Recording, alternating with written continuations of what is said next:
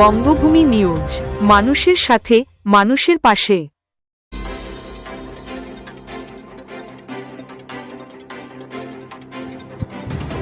বিজয়গড় জ্যোতিষ রায় কলেজে রেডিও প্রোডাকশনের উপর 15 দিনব্যাপী ইন্টার্নশিপের সূচনা।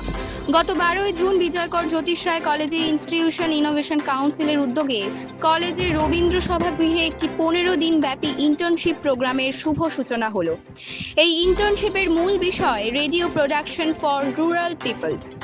বিজয়গড় জ্যোতিষ রায় কলেজ এবং কে দাস কলেজের ছাত্রছাত্রীরা আগামী 30 জুন পর্যন্ত অনলাইন এবং অফলাইন উভয় মাধ্যমেই এই ইন্টার্নশিপে অংশ নেবেন। জাতীয় সঙ্গীত ও বন্দে মাতরম গানের মাধ্যমে অনুষ্ঠানের সূচনা হয়। এই বিশেষ কর্মসূচির উদ্বোধন করেন সাগর বিধানসভা কেন্দ্রের বিধায়ক সুমন্ত মণ্ডল।